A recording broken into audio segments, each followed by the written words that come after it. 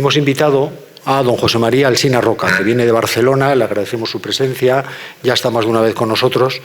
Y don José María Alsina es padre de familia numerosa, lleva y tiene pues tras de sí una intensa vida de preparación, de estudio, de formación, porque es licenciado en Ciencias Económicas, en Filosofía y Letras, se doctoró en Historia Moderna por la Universidad de Barcelona y desarrolló una intensa actividad profesional en el ámbito educativo, impartiendo clases en la Universidad de Barcelona, en diversas universidades hispanoamericanas, de clases de filosofía, ha sido profesor en la Escuela Social de Barcelona y además, parejo a esta intensa vida profesional, pues ha desarrollado una intensa actividad apostólica. Fue miembro fundador de la Asociación Provida de Barcelona, de la Adoración Nocturna del Tibidabo, ha desarrollado es miembro además y redactor de la revista Cristiandad, presidente honorario de Escolas Cordillesu, en fin, que tiene tras de sí una trayectoria que yo creo que es la mejor garantía para responder a la pregunta con la que va a desarrollar su conferencia, si es posible vivir sin esperanza.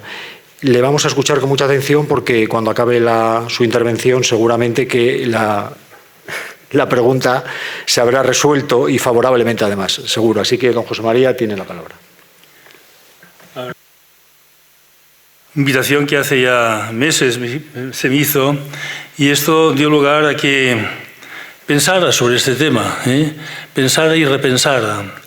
Y a lo largo, digamos, de esta reflexión sobre ese tema de la esperanza, uno va tomando conciencia que hay tantas cosas que se podrían decir, y todas importantes. Y por este motivo he escrito la conferencia, digo, para que no me alargue demasiado. Yo les felicito ya de que estén aquí y vayan aguantando todas estas conferencias y espero que también aguanten la mía.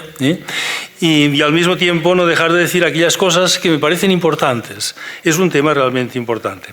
Se ha planteado, como ha señalado Javier, el tema en forma de pregunta.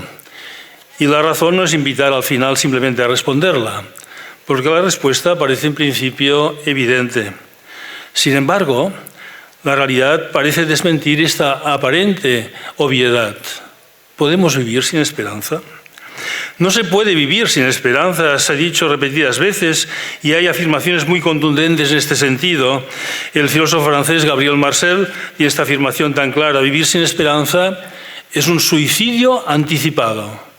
¿Nos estamos suicidando? Pedro Laín Entralgo ya hace años escribió un conocido libro sobre la espera y la esperanza y señalaba que la desesperanza constituye un absurdo metafísico. Vivimos suicidándonos, vivimos en un absurdo. Sin embargo, debemos reconocer que no resulta desacertado afirmar que vivimos en un mundo desesperanzado. Esta aparente contradicción nos conduce a una serie de preguntas que pueden ayudarnos a comprender mejor esta paradoja. La pregunta que da título a esta conferencia nos remite a otras nuevas preguntas, que son algunas de ellas las siguientes. ¿Tiene sentido preguntarnos si es posible vivir sin esperanza? ¿Es posible que estemos viviendo en un mundo que carece de esperanza? ¿Cuáles han sido las causas de esta pérdida de esperanza, si así ha sido? ¿No será que se han anunciado falsas esperanzas que finalmente no se han cumplido?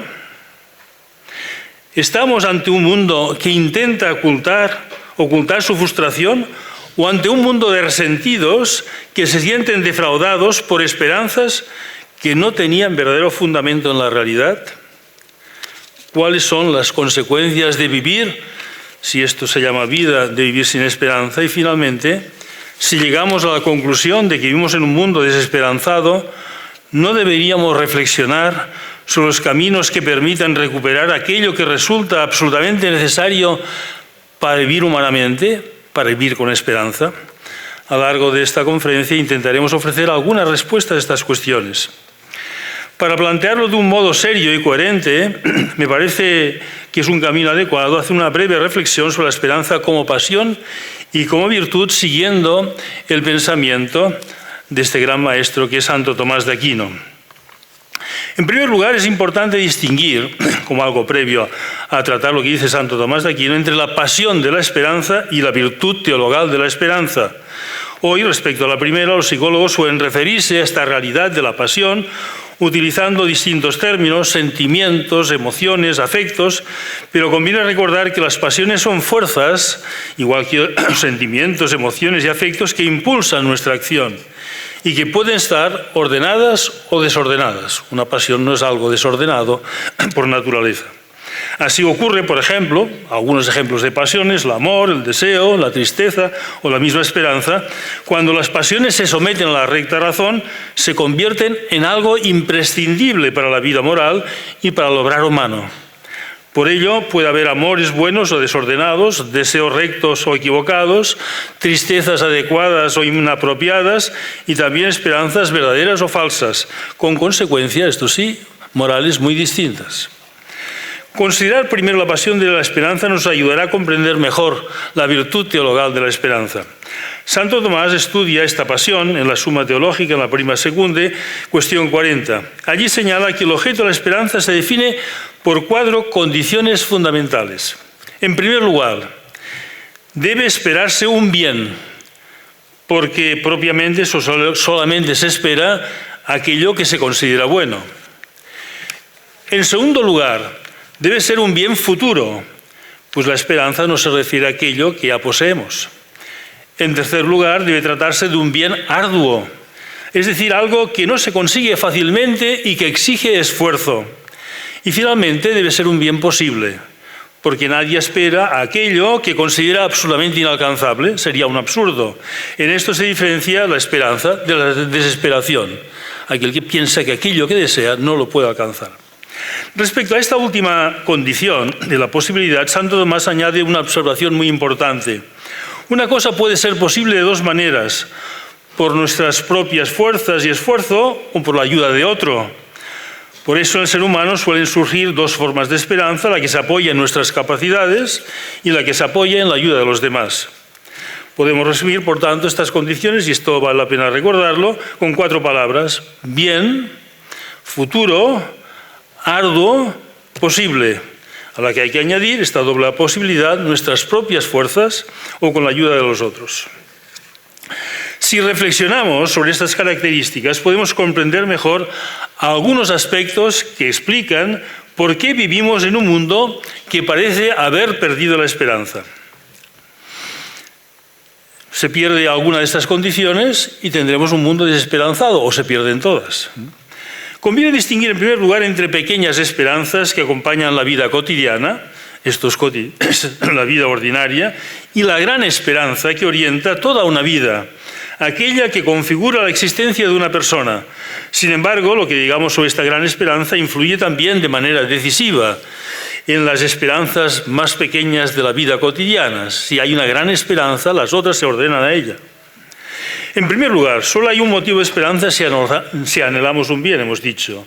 La voluntad no se mueve nunca hacia la esperanza, sino es impulsada por la búsqueda de algo que percibe como bueno. Esto significa que si relativizamos el bien hasta el punto de que la propia palabra pierde su significado, si lo bueno se reduce a algo meramente subjetivo o dependiente de algunas circunstancias históricas o culturales, nos encontraremos ante la imposibilidad de definir lo que es realmente bueno. Y si no sabemos, como ocurre tantas veces, lo que es el bien, difícilmente puede surgir la esperanza de alcanzarlo. Cuanto mayor sea el bien anhelado, mayor será también la esperanza que suscita. Si no hay grandes bienes, no hay grandes esperanzas. Por el contrario, si ocurre como pasa en la llamada posmodernidad, se niega todo aquello que tenga un carácter absoluto, permanente, y se reduce el bien a una valoración subjetiva y transitoria, desaparece el fundamento mismo de la esperanza. Esto es válido incluso cuando el bien esperado es falso. En este caso también se presenta la voluntad humana como algo bueno. Lo perseguimos como bueno, aunque no sea bueno para nosotros. El mal en cuanto tal, y esto siempre es importante tenerlo en cuenta, no mueve la voluntad. Lo que la mueve siempre es el bien real o aparente. Esta incapacidad para reconocer lo que realmente es bueno no conduce necesariamente a la inacción. Es pensar, si no tenemos esperanza, no hacemos nada. Cuidado. Puede provocar, por el contrario, una actividad desordenada y caótica muy característica de nuestro tiempo. Ya en el siglo XVII, Hobbes, el filósofo inglés, el del Leviatán, había señalado esta posibilidad, y leemos lo que dice Hobbes. Dice, la felicidad de esta vida no consiste en el reposo de una mente satisfecha, porque no existe un fin último ni un sumo bien. Lo negaba. Hobbes negaba la existencia de este fin último de un sumo bien. La felicidad es un continuo progreso del deseo de un objeto a otro, donde la obtención del primero no es sino el camino hacia el siguiente, porque ninguno nos satisface. Todo aquello que alcanzamos, una vez alcanzado, ya lo dejamos de lado para conseguir otra cosa. Y así de forma permanente. Hobbes afirma así que la inclinación general de la humanidad es un deseo perpetuo e insaciable de poder tras poder que solo cesa con la muerte. Digamos, es una tertura, visto así. Simplemente querer algo que cuando lo alcanzamos ya no lo queremos. Si no existe un bien supremo capaz de dar descanso al deseo humano, cualquier bien resulta insuficiente. El hombre permanece insatisfecho y busca continuamente algo que nunca llega a encontrar plenamente. Para Hobbes, precisamente esta razón, y esto es importante ver las consecuencias, es necesario por ello, para poder retener este deseo, digamos, incesante de querer algo que no tenemos, el poder absoluto del Estado, que ponga límites a este deseo insaciable y garantice al menos cierta paz y seguridad. Y el hombre se resigne a ello. Podemos ver aquí cómo la ausencia de una verdadera esperanza conduce fácilmente a la insatisfacción permanente y finalmente a la sumisión ante un poder que promete seguridad y bienestar.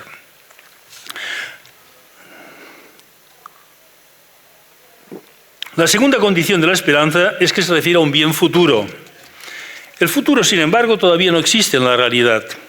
Es algo esperado, imaginado, deseado, pero el futuro solo puede ser deseado desde un presente que a su vez es consecuencia de un pasado.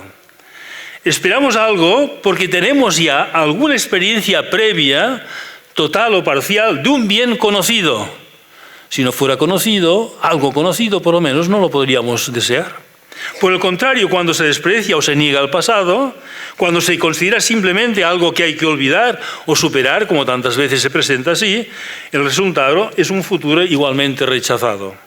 Solo puede haber un futuro esperado cuando existe la experiencia de un bien en el pasado, aunque ese bien no haya sido plenamente realizado. Como señalaba el historiador francés Pierre Chauny, nuestra sociedad parece entregada a un presente sin futuro, precisamente porque ha desaparecido el pasado. Un pasado rechazable. Hemos pasado casi sin transición de un interés desmedido por el futuro, propio del siglo XIX y principios del siglo XX, a contemplarlo con temor e incluso a negarlo. En encuestas que se han hecho en Estados Unidos sobre cómo se ve los padres que vivirán los hijos, la respuesta mayoritaria es que vivirán peor que nosotros. Esta actitud es una actitud nueva, ante totalmente lo contrario, pensando que los hijos vivían en un mundo mejor. El resultado, por lo tanto, de todo ello, de esta negación de un futuro, porque negamos el pasado, es el inmediatismo o la utopía. Aparecen así como las dos consecuencias de la pérdida de la esperanza. Tercera característica de la esperanza es que se refiere a un bien arduo. Aquello que se obtiene con facilidad no exige propiamente una actitud de esperanza. Un bien arduo implica esfuerzo, sacrificio, lucha, en ocasiones cruz, para alcanzarlo. Sin embargo, en nuestro tiempo parece existir una tendencia a evitar el esfuerzo y el sacrificio. Se valora más un presente cómodo y sin dificultades que el trabajo paciente orientado hacia un futuro mejor. Yo recuerdo una conversación con un alumno hace bastantes años, ¿sí? Un alumno que sus estudios no iban muy bien. Era un alumno universitario, no sé si estaba en segundo curso, y veíamos que no pasaba adelante. Y yo un día le dije, bueno, si sigues así, vas a estar toda la vida en la universidad. ¿Qué más quiero? Estoy estupendamente bien, no me tengo que preocupar de nada. Me lo dan todo, digamos, ¿para qué? Ahora esforzarme y trabajar para un día tener un título y tener que trabajar y vete a saber, digamos, cómo voy a trabajar. Digamos, esta actitud, digamos, que llevaba este límite, no obstante, muchas veces está muy frecuente en la vida ordinaria. Esto, muchos ejemplos educativos, así es con frecuencia. Los padres intentan evitar a sus hijos cualquier experiencia de sacrificio o frustración. Niños muy deseados, por otro lado, y profundamente queridos, son a veces educados como si fuera necesario evitarles toda dificultad. Sin embargo, lo verdadero valioso exige esfuerzo y de esto hay que tener experiencia. Y un niño tiene que ver realmente que aquello que desea exige esfuerzo para él y dificultad. Evitar sistemáticamente el sacrificio supone en el fondo una visión empobrecida del ser humano, como si fuera incapaz de perseverar en el esfuerzo o de superar las dificultades. Sin esperanza, por lo tanto, no hay educación. Cuarta característica de la esperanza es que se refiere a un bien posible. Hablar de bienes posibles es una llamada al realismo. Las cosas y las personas son como son y es necesario reconocer las circunstancias. No se puede emprender un camino cuyo destino desconocemos, ni perseguir objetivos inexistentes. No se vive de ilusiones irrealizables, porque te encuentras con la realidad y viene la gran desilusión. A lo largo de la vida también aprendemos a reconocer nuestras propias limitaciones. Por eso no es una buena educación aquella que, por evitar dificultades, impide que el niño tome conciencia de sus límites. La experiencia del fracaso puede ser, en muchos casos, profundamente formativa. Hace poco leía un libro, no recuerdo exactamente el título, pero era este: La importancia del fracaso en la vida de la educación. Si fracasamos, podemos ir adelante. Si no fracasamos nunca, no sabremos lo que es la vida. Por esto, esta gente que, digamos, muy joven, tiene un gran éxito, un futbolista, fácilmente, digamos, su vida después discurre por caminos indeseables.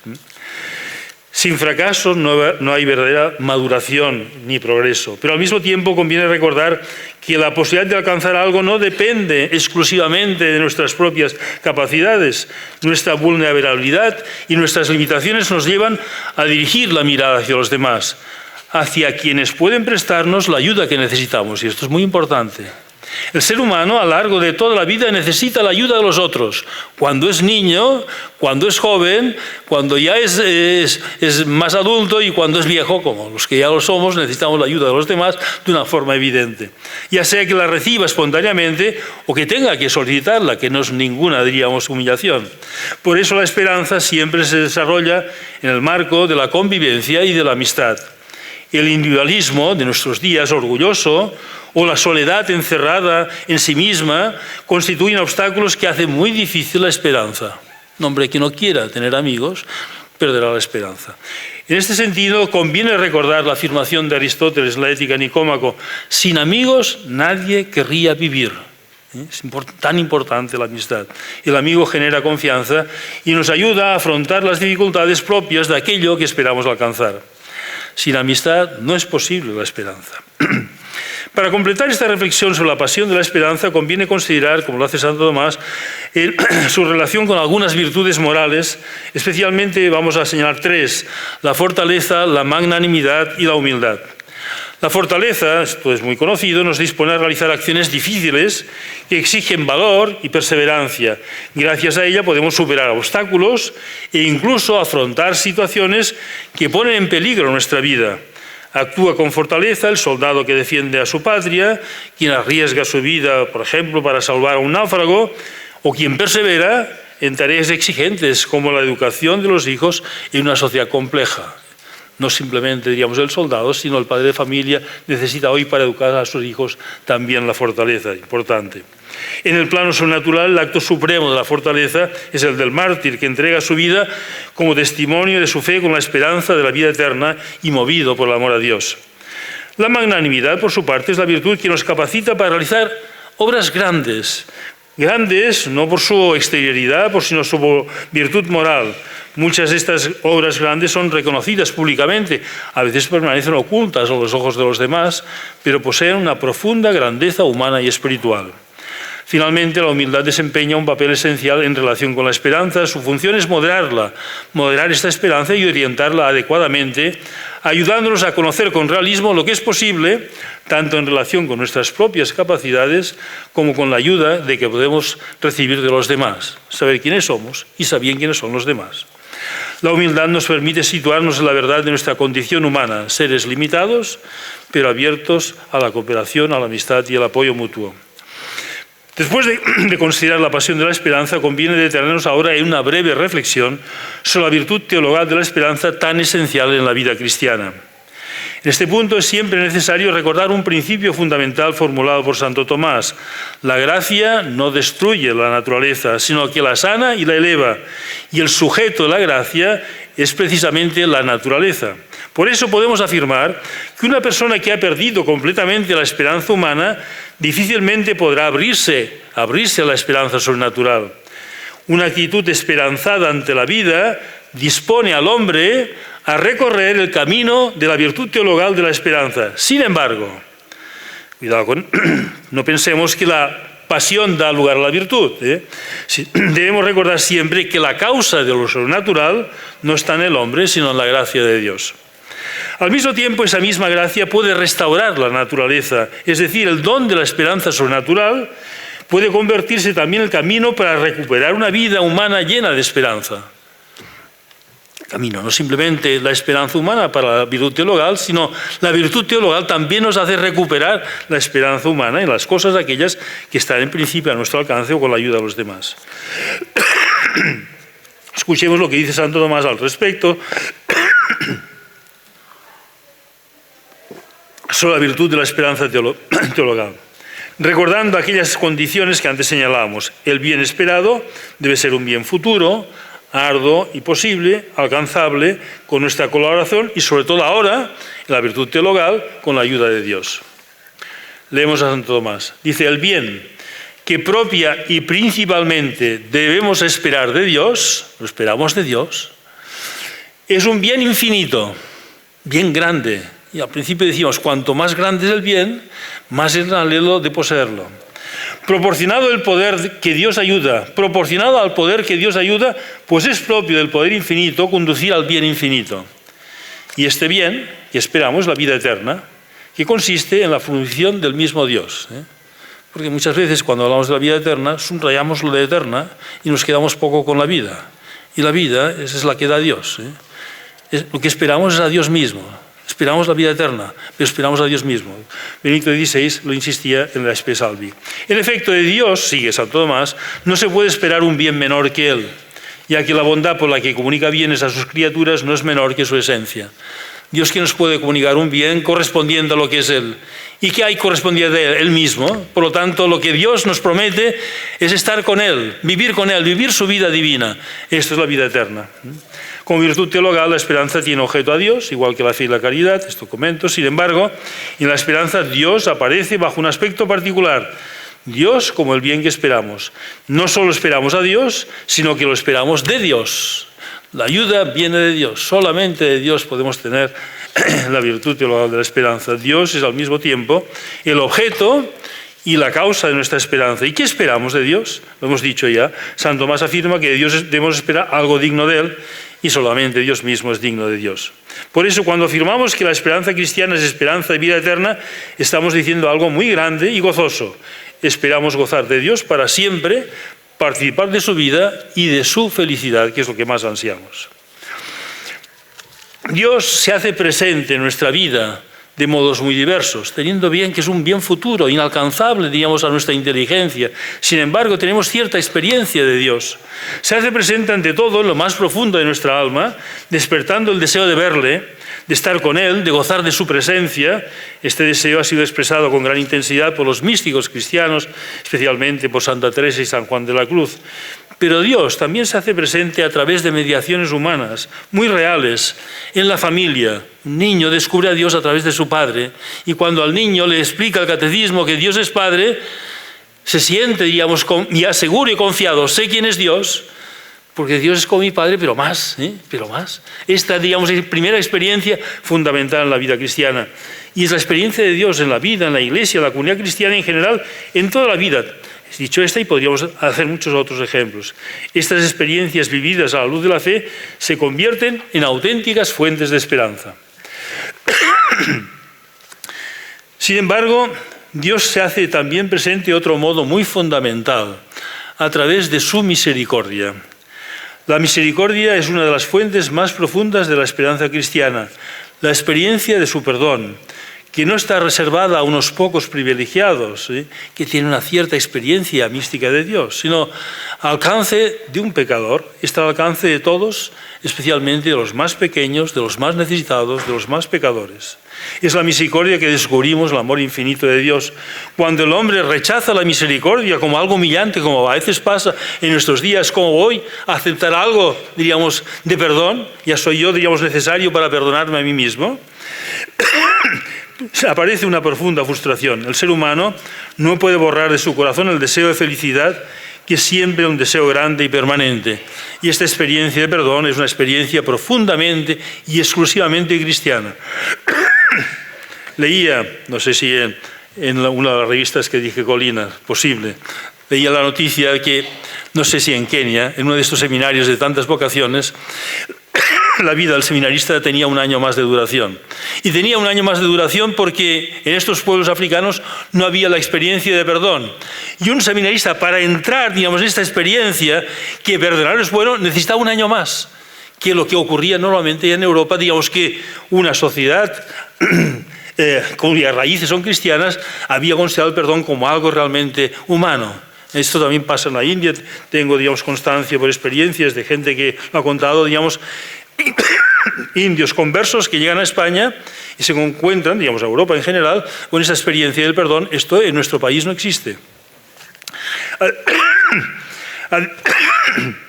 Además, no solo experimentamos nuestras limitaciones naturales, también tenemos la experiencia del pecado y el desorden interior. Por eso podemos ver cómo en la virtud teologal de la esperanza se cumplen plenamente aquellas condiciones que señalábamos antes. Un bien grande, la vida eterna, un bien futuro, que todavía no poseemos, un bien arduo, porque el camino de la vida cristiana no está exento de dificultades y de cruz, y finalmente un bien posible, porque contamos con la ayuda de la gracia de Dios. La esperanza cristiana es, por tanto, una llamada constante a contemplar la misericordia de Dios, especialmente manifestada hacia los pequeños y los pecadores. Sentirse pequeño y necesitado de perdón no es un obstáculo para la esperanza, al contrario, es uno de los caminos más seguros para encontrarla, porque en definitiva, sin Dios no hay verdadera esperanza, y el mundo que pretende construir un futuro prescindiendo de Dios termina inevitablemente convirtiéndose en un mundo sin esperanza. Después de haber considerado qué es la pasión de la esperanza y la virtud de la esperanza, intentaremos ahora reflexionar sobre las causas, que algunas ya las hemos señalado, que han dado lugar a este mundo desesperanzado. Y esto ya es una afirmación, un juicio sobre el mundo. Creemos que una forma adecuada de abordarlo es mediante una consideración histórica en la que puede comprobarse cómo esta falta de esperanza viene precedida por una crisis de fe. En este sentido, el siglo XVII resulta decisivo. Es el siglo que prepara la Ilustración y que Paul Hazzard, en su célebre libro sobre la crisis de la conciencia europea, señala que es el origen de muchas de las ideas que se extenderán durante la Ilustración. Dichas ideas aparecen precisamente en el siglo XVII, especialmente con autores como Spinoza y Hobbes. Estos pensadores, no solamente ellos, estos y los del siglo XVIII, representan un racionalismo que, aunque no se presenta explícitamente como negador de Dios, en realidad oculta un enfrentamiento directo, y lo hace afirmando que las cosas de Dios pertenecen al cielo o al otro mundo, mientras que la tierra es cosa de los hombres.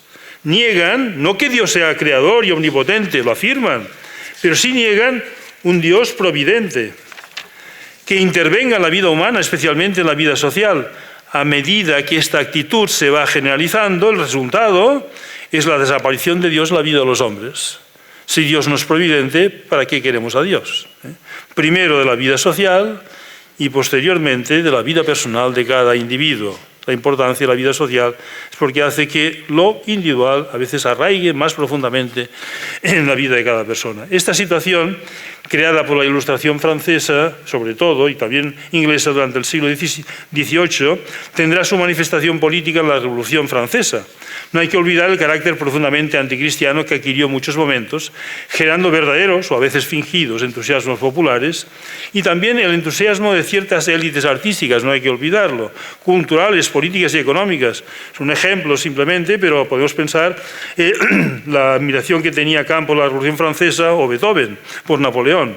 Todo ello dio lugar a un vacío y el siglo XIX trató de superar este vacío.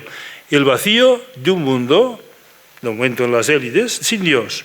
Un mundo en el cual las esperanzas suscitadas por la Revolución Francesa, incluso por las revoluciones posteriores, que fueron varias, en la Europa del siglo XIX, no tuvieron continuidad. El siglo XIX, en efecto, es el siglo de las nuevas ideologías. El liberalismo, el socialismo, el comunismo, el nacionalismo, todas ellas tienen como característica principal la secularización de la esperanza. No la negación, sino la secularización. Se trata de la secularización de la esperanza, del triunfo de Dios en la historia y de la esperanza de una vida eterna, y se espera que se realice en este mundo. Esto es lo que ha dado lugar a las llamadas muchas filosofías de la historia, concepciones que intentan explicar la historia no solo a partir de los acontecimientos, sino viendo en ellos, o los acontecimientos, la manifestación de un sentido intrínseco e inmanente a la historia. Sin embargo, en este sentido, que ya no se dirige a Dios ni hacia el triunfo de la Iglesia, sino hacia el triunfo del progreso, de la libertad, y a veces sin contenido, de la nación o de una clase social. Veríamos las distintas ideologías, podríamos cada una, diríamos, relacionarlas con lo que acabo de señalar. Todas estas concepciones pretenden ofrecernos la clave de la comprensión de la historia y al mismo tiempo presentan un futuro en que el hombre, gracias a la tecnología, gracias a la revolución, gracias a una toma de conciencia de la explotación social, gracias a la afirmación de la nación, alcanzará plenamente su plenitud. Podemos pensar en autores como Kant, Marx, Comte, Fichte, Hegel, todos ellos, encontramos el anuncio de un futuro esperanzador, un futuro que estaría al alcance del hombre, de las exigencias de la propia historia. El hombre simplemente se tendría que colocar al ritmo de la historia, obedecer a esta historia, colaborar con ella para alcanzar este futuro espléndido. Según estas concepciones, la historia se dirige de manera intrínseca e inmanente hacia un fin glorioso, el fin de la lucha. Recuerden el manifiesto comunista de Marx, al final la lucha terminará, ha sido así hasta ahora. O el libro de Kant, la paz perpetua, ha habido guerras, pero se avecina un tiempo de paz y esto es lo que influye e inspira a la sociedad de naciones y después veríamos el fracaso. O el triunfo de una nación, Fichte, el discurso de la nación alemana, que presenta cómo Alemania está destinada a nada menos que no simplemente, digamos, entonces no existía cuando hace estas conferencias que después se titulan el discurso, a constituirse como nación, sino una nación que va a regenerar el mundo, a crear una nueva historia en que Alemania será el centro. Esto tiene mucha importancia por las ideologías que vendrán después. No hay que decir que Fichte fuera el impulsor del nazismo, pero sí que el nazismo realmente, diríamos, se inspira en algunas de las ideas de Fichte. Esta secularización de la esperanza tendrá un primer momento su reflejo en una actitud característica, no solo dominará el siglo XIX, sino que también se prolongará durante principios del siglo XX. Una actitud de optimismo, diríamos, porque estas filosofías de la historia son para aquellos, digamos, que son capaces de elaborarla y de entenderla. Digamos, en la vida cotidiana, la gente no profesa una filosofía de la historia sin estos términos, pero sí que profesa una cierta actitud, digamos, de ordinaria de optimismo. Vamos bien, cada vez estaremos mejor. Quien ha tratado de este tema, del optimismo, digamos, como secularización de la esperanza de una manera, digamos, muy precisa y profunda, nada menos que es el cardenal Ratzinger, en tiempos de cardenal, en su libro Mirar a Cristo. Ratzinger distingue entre optimismo moderno y esperanza cristiana, mostrando cómo el primero puede ser nada menos que fachada de una oculta desesperación, mientras el segundo se funda en la fe y en la gracia de Dios. ¿Qué habría de pensar de la exaltación del optimismo simplemente contrario a la realidad? Y el optimismo podría ser sencillamente, sigo a Ratzinger, una cobertura detrás de la que se escondiera precisamente la desesperación, intentarlo superar de esa forma. Las cosas desagradables no simplemente, diríamos, se rechazan, sino sobre todo se quieren ocultar. No es, digamos, agradable vivir en la desesperación. Y entonces surgen realmente actitudes que parecen superar la desesperación y nos sumen más profundamente en ella. La finalidad del optimismo es la utopía del mundo, definitivamente y para siempre libre y feliz, la sociedad perfecta en la que la historia alcanza su meta y manifiesta incluso la historia su divinidad. Digamos, es más larga la cita, pero vamos, poco de tiempo y la dejo. Pero dice cosas muy interesantes, simplemente termino la síntesis. Aquí de Ratzinger muestra que el optimismo moderno es una secularización deformada de la esperanza cristiana, mientras que el optimista confía en la historia y en sus propias capacidades, el cristiano pone su confianza en Dios y en la gratuidad de su amor. La verdadera esperanza no depende de nuestro hacer, nos es dada, es un don, y en ella encontramos sentido, seguridad y orientación frente a la incertidumbre de la vida y de la historia. En nuestros días hemos ya superado, de algún modo, este tema de la secularización de la esperanza. Nuestros tiempos ya no son tiempos de optimismo ni de esperanza, ni de utopía. Por un lado, somos testigos de perplejidad, de desconcierto que existe entre lo que se vive y lo que parece que se nos presenta como el futuro que se avecina. Desconcierto por un mundo en que tantas cosas nos hablan ante un pasado configurado por la fe cristiana que hoy día es marginada y despreciada. En un artículo publicado por el periódico francés Le Figaro, de hace un par de años, de un autor, digamos un publicista, Mathieu Bocoté, decía lo siguiente, hablando del mundo que vive hoy, en su vida, el hombre que como vive su vida cotidiana. Dice, el hombre de hoy, sobre todo si es europeo, debe tener la impresión de vivir en un museo o en un plató de cine. Ingenuamente deambulando por una gran ciudad, topándose con grandes y bellas iglesias, incluso con una catedral, de vez en cuando las observará, quizá incluso llegue a admirarlas, pero le seguirán resultando fundamentalmente extrañas. Las encontrará seguramente inspiradoras, si no es que está ya demasiado acostumbrado al paisaje urbano, pero nunca entenderá realmente el nervio espiritual que hay detrás de su construcción. Hoy en Barcelona tenemos el templo de la Sagrada Familia, dicen que es el templo, digamos, al cual concurre mayor número de visitantes del mundo. Pero ante este templo hecho por Gaudí, con este afán evangelizador, que todo el mundo que se acerque vea aquello que le habla al templo ya desde fuera, sin embargo que se mira la grandeza, diríamos, de cómo el hombre ha sido capaz de construir aquello, y muchas veces, diríamos, un interrogante. ¿Y por qué se construyó esto? Hace unos años, cuando yo era joven, en Barcelona, había todo un movimiento de recogiendo de firmas para decir que no se terminase nunca la Sagrada Familia, porque no éramos tiempos de grandes templos. Digamos, Dios lleva las cosas por el camino que quiere. Esta disociación, sin embargo, se halla en el corazón de la modernidad. Con el tiempo hemos llegado a olvidarlo. Que decíamos antes, la Revolución Francesa fue fundamentalmente anticatólica.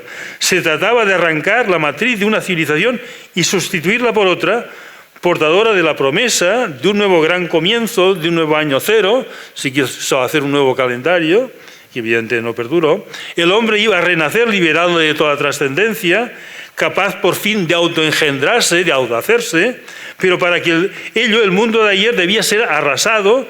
Con furia iconoclasta, el hombre moderno se sentía humillado por la grandeza del pasado y quería conseguir plenos poderes sobre el mismo, deconstruyéndolo piedra a piedra, confiscando sus obras, profanando sus tumbas, arrancando la cruz de la faz del mundo. Cuántas cosas hemos visto en España, también diríamos de un odio hacia lo religioso que refleja realmente esta realidad. En estas palabras del publicista francés podemos encontrar algunas de las características del mundo actual. Por un lado, nihilismo. Por otro lado, paradójica reivindicación de la insignificancia ontológica del ser humano. Cada vez, digamos, el ser humano es considerado, digamos, como algo, diríamos, nimio, algo sin importancia. Desde una exaltación absoluta de lo humano hemos pasado a ese desprecio radical, con sus contradicciones. Leía yo este lunes en La Vanguardia una entrevista a un autor que no conocía hasta ahora, Steve Aoki, que el título era La muerte dejará de ser algo propio del humano y pasará a ser una enfermedad.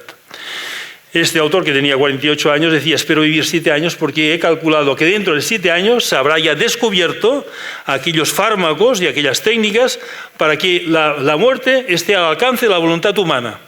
Ya nos moriremos cuando queramos. De la misma manera dice que tenemos hijos cuando queremos. Y si no los queremos, no los tenemos, también la muerte será otro tanto de lo mismo. Y esto lo podemos traducir en otros términos. Es decir, solamente habrá eutanasia. Queda así, y por lo tanto la eutanasia de alguna forma va unida a este deseo de inmortalidad o de una muerte que esté al alcance de nosotros. Digamos, por un lado esta ansia y por otro lado de inmortalidad y por otro lado diríamos poner la inmortalidad o la muerte, mejor dicho, al alcance de nuestra voluntad. De esta perspectiva se explica la exaltación animalista, el juicio sobre el hombre como culpable de la desaparición de algunas especies, de poner en peligro a la madre naturaleza y cosas semejantes.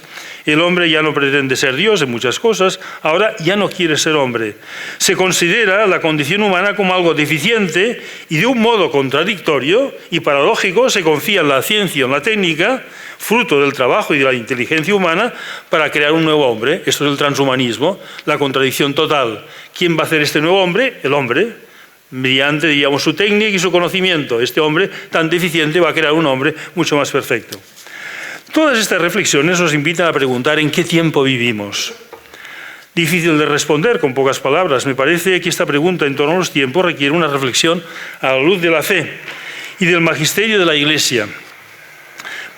Carlo Wojtyla, cuando era cardenal, en el marzo de 1976, me parece,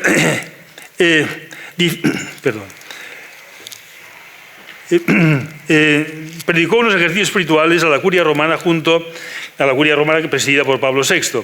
Al final de estos ejercicios concluía unas palabras que han sido después editadas en un libro que muchos de ustedes conocen quizá, Signo de contradicción. Decía así Carlo Wojtyla: hemos entrado en los últimos 25 años del segundo milenio después de Cristo, es decir, desde los años 50, un poco después de la Segunda Guerra Mundial, en un nuevo adviento de la Iglesia y de la humanidad. Una nueva época. Tiempo que califica Juan Pablo II, como Carlo Wojtyla, tiempo de espera y juntamente de una decisiva tentación. Teníamos este contraste, espera, tentación. ¿Qué tentación? De alguna forma siempre la misma, que conocéis por el capítulo 3 de Génesis. Es decir, la tentación permanente es seréis como dioses, seréis como dioses. Esto es lo que resuena, digamos, de formas muy diversas al hombre, de ser dueño, digamos, tantas cosas del mundo de hoy. De alguna manera se responde, diríamos, a haber aceptado esta tentación. Somos dueños de la vida y de la muerte. Ya por fin somos dueños de aquello que solamente Dios es el dueño. Y podemos cambiar todo, la naturaleza y todo lo podemos cambiar, porque no hay naturaleza. La naturaleza es algo, la naturaleza humana es algo realmente que no ha salido de la mano de Dios, sino en todo caso producto de una evolución o producto de una fuerza humana. Estas palabras de Juan Pablo II, de Carlo Wojtyla, nos invitan a hacer una reflexión en este mismo sentido. Una reflexión que nos lleva a un texto de San Pablo, muy conocido, pero que voy a leer. En unos tiempos que también andaban inquietos, sabiendo en qué tiempos nos acercamos, San Pablo, en la segunda carta a los tesalonicenses, les dice lo siguiente, lo recordarán. En cuanto a la venida de nuestro Señor Jesucristo y de nuestro encuentro con Él, estaban inquietos, ya es inminente esto. Hermanos, que no se inquiete fácilmente vuestro ánimo y no os alarméis, ni por revelaciones, ni por rumores. Se ve que había, digamos, trascendido el rumor que San Pablo había dicho, digamos, de que esto era inminente. No es así.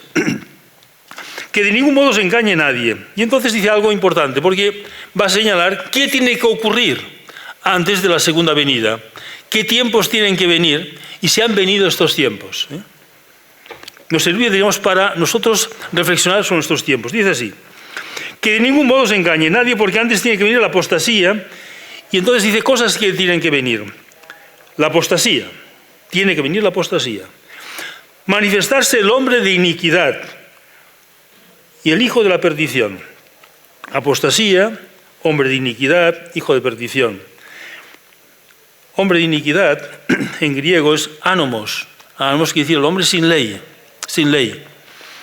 El hijo de la perdición, en otros momentos, digamos, unido al misterio de iniquidad, es el anticristo.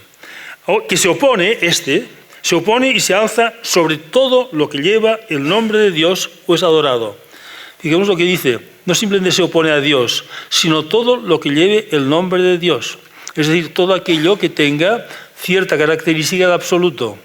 Porque los hombres nos inventamos dioses. Y aquí dice que saldrá un tiempo en que todo aquello, digamos, que exige o pide una adoración, no simplemente Dios, sino todo aquello que se llame Dios, se enfrentará el hijo de la perdición a ello.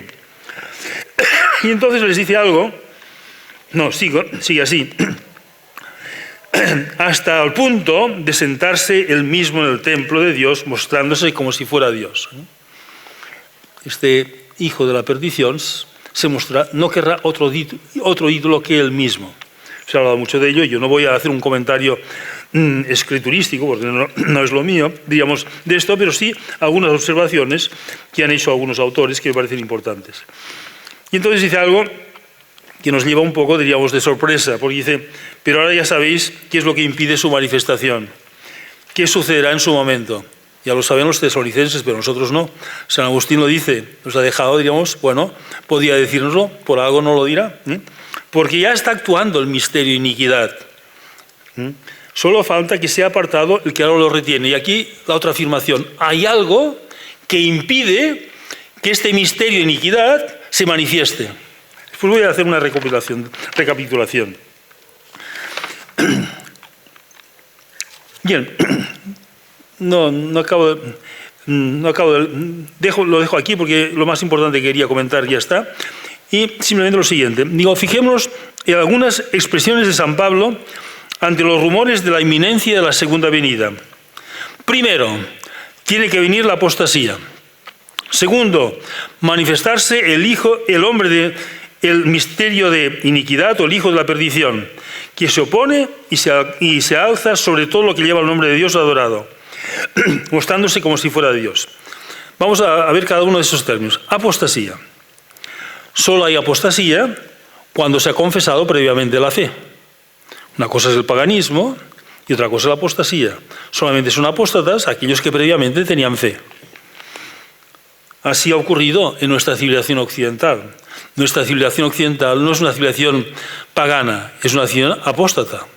Porque nadie duda, históricamente, aunque algunos lo quieran ocultar o no reconocer, que nuestra civilización tiene unas raíces cristianas.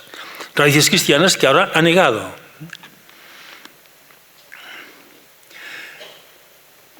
Después de la apostasía vendrá el misterio de iniquidad, en griego anomos, sin ley, sin norma.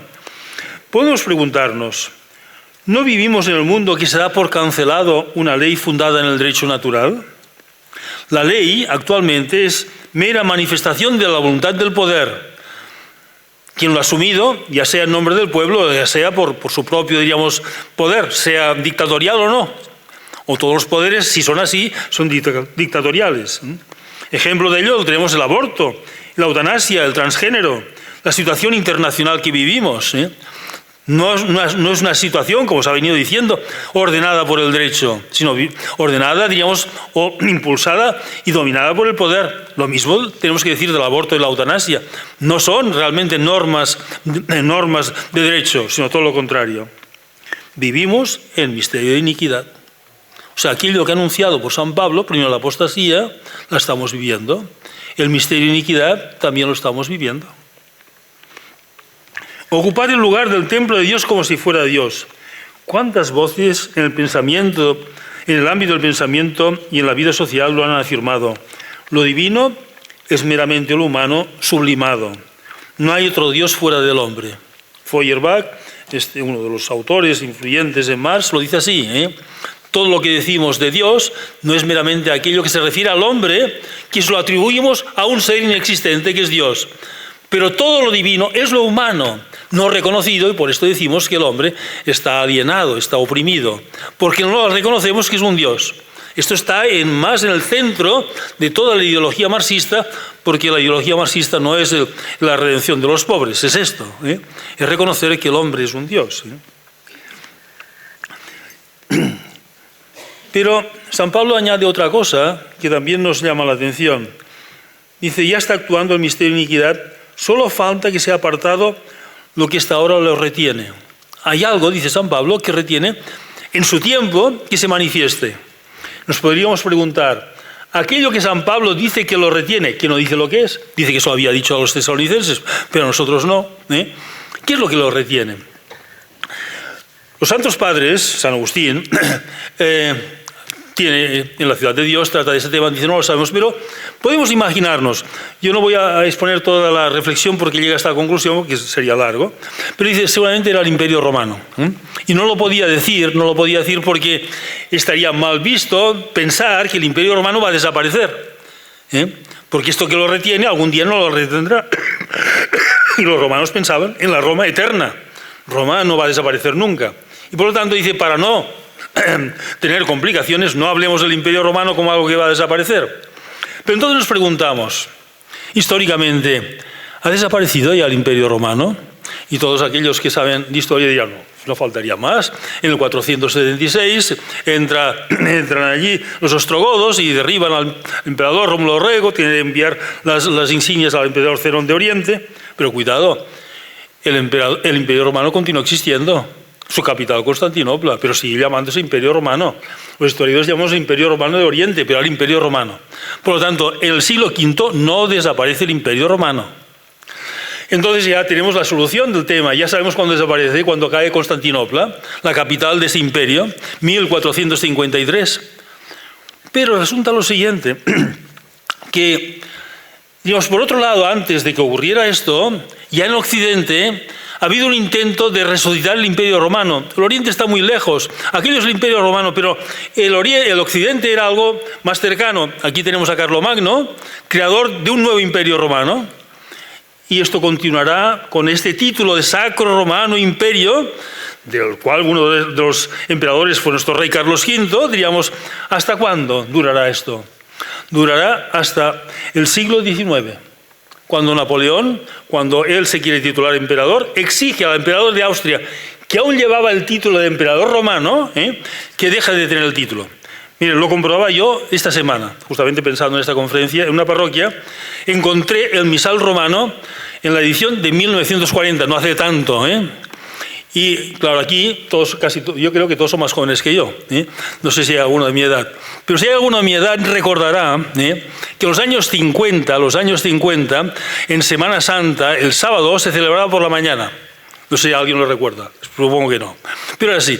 Y este sábado, perdón, me refiero al sábado, pero se celebraba por la mañana. Y el viernes anterior, el viernes de Pasión, que se celebraba por la tarde, por la mañana también, se celebraban, lo que aún se continúa celebrando, aquellas oraciones, las oraciones de los fieles, que hay muchas, que se reza por todo el mundo. Y en aquellas oraciones, si va al misal uno lo comprueba, había una oración, pedimos por el emperador romano. Y se señalaba, si aún no ha sido coronado, que se diga el emperador electo, 1940. En los misales aún aparecía esto. La Iglesia no tiene prisa. El emperador romano, el título había desaparecido a principios del siglo XIX con Napoleón. Pero para que vean que es una realidad, de tal forma que en el mundo protestante se decía, el Papa es el anticristo. Y San Roberto Belarmino le dice, ¿cómo decís esto? Si aún existe el Imperio Romano que decía San Agustín, que hasta que no desapareciera no vendría el anticristo. Porque había la conciencia de todo el mundo que el Imperio Romano continuaba existiendo porque existía el título. Bien, siglo XIX, desaparece el título. Desaparece el título y en tiempos de Napoleón. ¿Y qué significa Napoleón? Napoleón significa poner orden al desorden. Napoleón significa que aquello que fue tan desordenado y caótico como fue la Revolución Francesa, ahora va a ser ordenado, pero extendido, si es posible, a todo el mundo, por lo menos a toda Europa. El mundo revolucionario de las ideas de la Revolución Francesa, aquí en España tenemos de esto conciencia con el levantamiento que hubo contra los franceses. Estos franceses, que son los de la Revolución, cuando vinieron las tropas napoleónicas. Digamos, la revolución, los principios anticatólicos de la Revolución Francesa se extienden por Europa con Napoleón, con todas, digamos, idas y venidas. Pero de alguna manera, digamos, simplemente apuntamos estas cosas, digamos, la apostasía parece que la vivimos, misterio de iniquidad parece también, el catejón ha desaparecido. ¿No estaremos en tiempos del anticristo? Es mucho decir esto. Yo no voy a contestar esa pregunta, naturalmente. Voy a servirme, no obstante, de un doctor de la Iglesia, un doctor que está muy presente en nuestros días, el cardenal Newman. El cardenal Newman, siendo anglicano, escribe o predica unos sermones sobre el anticristo que después forman parte de un libro que ustedes pueden encontrar fácilmente en las librerías que habla del anticristo. Miren lo que dice el cardenal Newman. Dice, la venida, comentando a lo que señalaba antes de San Pablo, la venida de Cristo será inmediatamente precedida por un desencadenamiento del mal terrible y sin precedentes, llamado por San Pablo apostasía.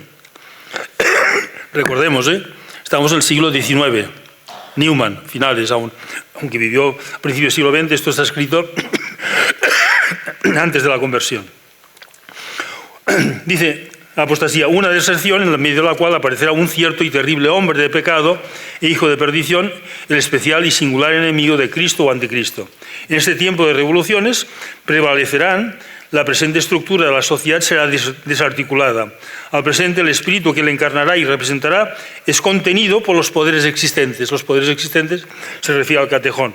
Pero ante la disolución de estos, él surgirá de su seno, lo reconstruirá a su vil manera, hará otro poder, mucho más, diríamos, dictatorial y totalitario, bajo su propia ley, con el propósito de excluir la Iglesia. La sombra, y sigue, la sombra del anticristo ha surgido de una apostasía, de un abandono de la fe en favor de doctrinas infieles, de la apostasía sin dudas más inicua y más blasfema que el mundo ha conocido. O sea, nos llama la atención que finales del siglo XIX en Inglaterra pudiera decir estas cosas ya, Newman. Y entonces se plantea una serie de interrogantes. Casi todo lo que viene a continuación son preguntas sin respuestas. Dice, ¿surgirá enemigo de Cristo y su Iglesia a partir de un especial apartamiento de Dios? ¿No hay acaso motivos para temer que dicha apostasía se está preparando gradualmente, reuniendo, madurando en nuestros mismos días? ¿Acaso no existe en este mismo momento un especial empeño en casi todo el mundo en prescindir de la religión? Más o menos evidente en este o en aquel lugar, pero más visible y formidablemente en aquellas regiones más civilizadas y poderosas, está refiriéndose al Occidente, como antes Corina nos hablaba. ¿No existe acaso un consenso reciente de que una nación no tiene que ver con la religión o de que se trata de algo concerniente solo a la conciencia individual? Lo que es lo mismo, ¿qué decir que podemos dejar que la verdad desaparezca de la faz de la tierra sin que hagamos nada por evitarlo? ¿No existe un movimiento vigoroso y unificado en todos los países destinado, los países de que él tenía conciencia, destinado a privar a la Iglesia de Cristo y de su poder y posición? ¿No existe un empeño febril y permanente por deshacerse de la necesidad de la religión en los asuntos públicos? Estamos en una guerra. ¿Quién espera, diríamos, que la voz del Papa pidiendo la paz, diríamos, se escuche? ¿Quién se dirige, diríamos, las naciones, diríamos, contendientes? Es decir, aquí tenemos una luz que nos puede realmente orientar a lo que tenemos que hacer. Completamente marginada. Por ejemplo, el intento de desembarazarse de los juramentos, que son asuntos demasiado sagrados. Y termina. Sin duda, existe actualmente una confederación del mal que recluta sus tropas de todas partes del mundo, organizándose a sí misma, tomando sus medidas para encerrar a la Iglesia de Cristo como una red y preparando el camino para una apostasía general. Alguien podría decir que esto es muy pesimista, pero no se trata de pesimismo o optimismo, sino se trata si es una realidad o no. Y entonces sigue él de una forma, digamos, muy prudente. No podemos saber si de esta misma apostasía nacerá el anticristo o si él será todavía retrasado como lo ha sido por tanto tiempo. Pero en todo caso, esta apostasía y todos sus instrumentos son del maligno y tienen un sabor de muerte. La presencia de lo demoníaco en nuestro mundo es muy clara. Termino ya. Digo, nos unimos, me uno a las palabras de Newman. No podemos saber si estamos en tiempos del anticristo, pero sí que conocemos palabras y hechos referidos a la singularidad de los tiempos en que vivimos. Tiempos de esperanza y tiempos de decisiva tentación, como decía Karol Wojtyła. En primer lugar, entonces, señalo una serie de aspectos en los cuales nos inclinan a hablar de los tiempos en que vivimos.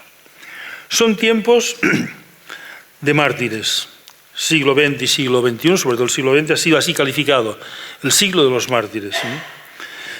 Lo que significa que este odio a la fe, el odio a Dios, es un heroico testimonio de fe y amor a Dios. En toda la historia de la Iglesia no hay un testimonio semejante ni en la época de los primeros mártires. Esto nos hace pensar. La época de los primeros mártires, antes se nos recordaba, semilla de cristianos. ¿Qué será la actual época de los mártires? Mucho mayor que la primera época de los mártires. Segundo, son tiempos de misericordia, así proclamados por el magisterio de la Iglesia. La propagación de la devoción al corazón de Jesús, la nueva fiesta de la misericordia, los años de la misericordia, la última encíclica del Papa Francisco Dilexit Nos sobre el Sagrado Corazón de Jesús. En todas estas encíclicas, los papas no solo anuncian la misericordia de Dios, sino también su triunfo. El poder de Dios que se manifiesta de un modo especial con su misericordia. Tercero, tiempos del Concilio Vaticano II. La Iglesia anuncia, recordad hace unos días, León XIV, que el mensaje del Evangelio está dirigido a todos los pueblos, a toda la humanidad, no a una minoría. En nuestros días, las palabras y el mandato evangélico, id y predicad a todas las naciones, hasta los confines del mundo. Lo dijo Pablo VI en la ONU. Yo, como representante de Cristo, en este momento se cumple aquello, anunciar el Evangelio, porque vosotros sois los representantes de todo el mundo y vengo aquí a anunciar que Cristo es el Señor. Después continuó con consideraciones políticas, pero dijo esto, con otras palabras. Juan Pablo II no se cansó de viajar por el mundo, digamos, y haciendo realidad estas palabras. El Evangelio, por fin, no había sido así hasta ahora, ha sido oído hasta los confines del mundo. Y las mismas palabras del concilio en la Declaración sobre las religiones no cristianas, Nostra Aetate, cuando afirma el cumplimiento de lo anunciado por los profetas y San Pablo sobre la conversión del pueblo judío. Leo el concilio: la Iglesia, juntamente con los profetas y el mismo apóstol, espera el día que solo Dios conoce, en que todos los pueblos, invocarán al Señor con una sola voz y le servirán como un solo hombre. La Iglesia espera la conversión del pueblo judío, con ello de toda la humanidad. Esto lo recuerda el Concilio Vaticano II. Termino. Hay preguntas, esto quiere decir que tengo que terminar. Cuarto, tiempos de manifiesta santidad de la Iglesia. Por el número de santos que han subido a los altares, pero también por los papas santos. Desde San Pío V se tardó 400 años a otro papa santo, San Pío X. En los últimos 100 años, 4 papas santos: San Pío X, San Juan XXIII, San Pablo VI, San Juan Pablo II. Esto había que ver en los primeros tiempos de la Iglesia, los primeros siglos. Quinto, tiempos de esperanza. Tiempos de esperanza significa tiempos en que se señala como el camino de la vida cristiana accesible a todos es de la confianza, poniendo, como lo hizo el Papa Francisco, como modelo a una joven monja de clausura que muere a los 24 años y la declara anteriormente doctora de la Iglesia, y que sus escritos han sido por millones de personas. Me refiero a Santa Teresita del Niño Jesús. Sexto, tiempos de adoración eucarística, que son manifestación, por un lado, del reconocimiento del amor a Dios que se ha querido quedar entre nosotros, cumplimiento de aquellas palabras de los proverbios. Mis delicias es estar con los hijos de los hombres. Y además, la adoración, como sabemos, va unida a la oración. La oración es la manifestación más propia de la esperanza. Sin esperanza no tiene sentido la oración. ¿Y qué pedimos? Pedimos aquello que Dios nos dijo, Cristo nos dijo que teníamos que pedir, el Padre Nuestro. Y el Padre Nuestro tiene una petición central: que venga a nosotros tu reino. Esto es lo que pedimos. Séptimo, pedimos, finalmente estamos en los tiempos de María, la Virgen Santísima. Los dogmas, la Inmaculada, la Asunción, las apariciones, Lourdes, Fátima y otras muchas, la devoción a la Virgen, años marianos, documentos pontificios, un Papa Santo mariano que tenía un tema de San Luis María de Montfort, todos tuos, el santo que proclamó que la devoción a la Virgen prepara el reinado de su Hijo. Y termino recordando unas palabras de Karol Wojtyła en los citados ejercicios espirituales. Dice así: María está presente en todas las vicisitudes de la Iglesia. Se halla en proximidad máxima al maravilloso misterio del protoevangelio que expresa estas palabras: aplastará la cabeza de la serpiente. Precisamente ella, débil mujer, Dios eligió a los débiles del mundo para confundir a los poderosos, San Pablo.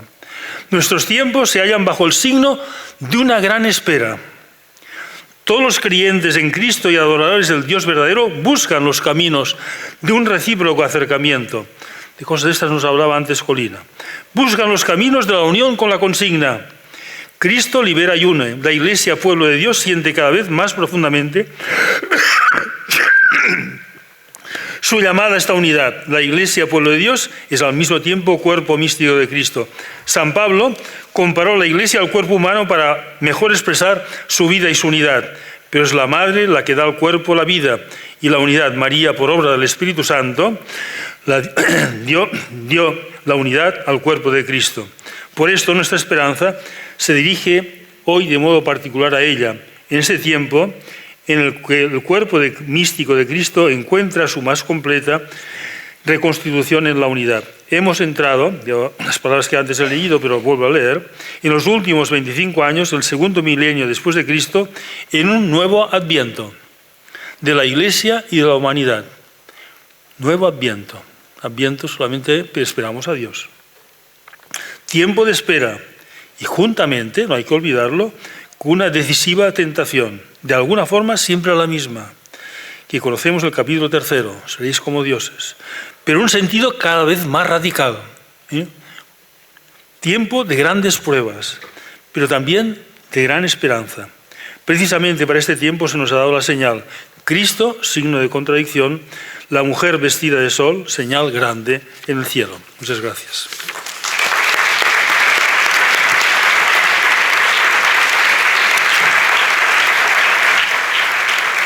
Muchas gracias, José María, por esta brillante exposición. Estamos un poco ajustados de tiempo, pero si es posible al menos responder a alguna pregunta.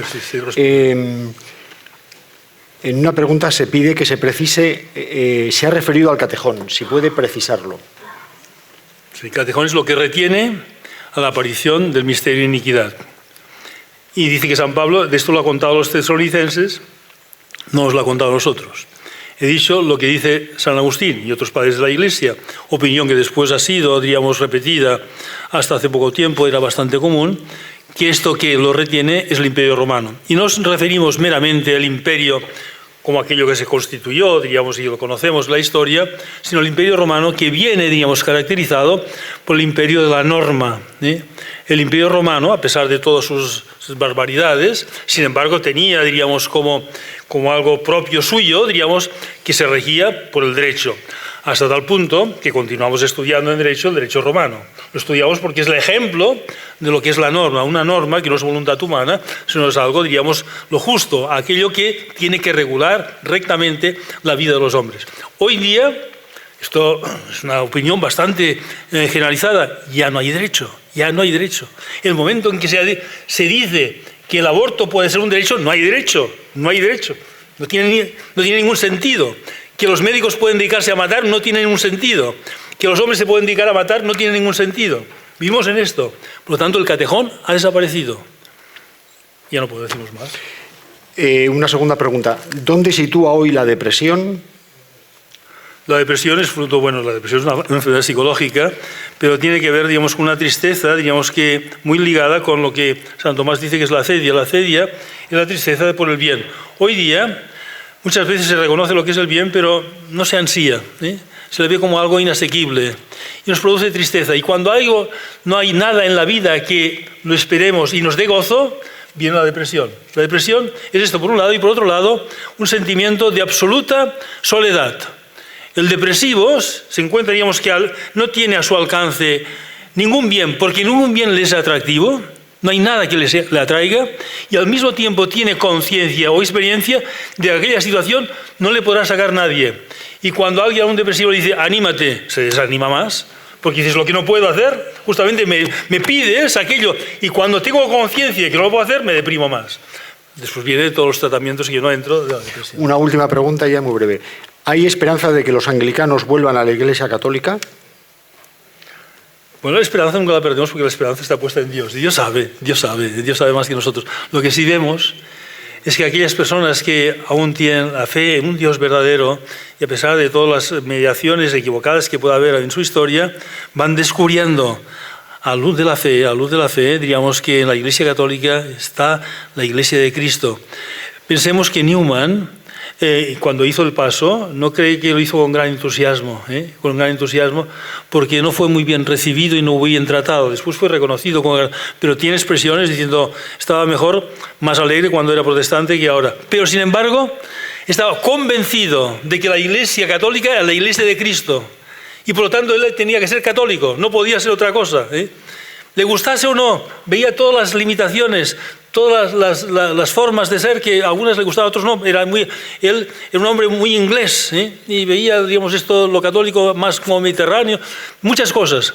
Pero esto puede pasar en nuestros días también.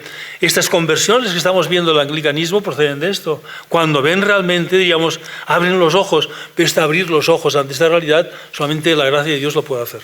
Muy bien, pues muchísimas gracias.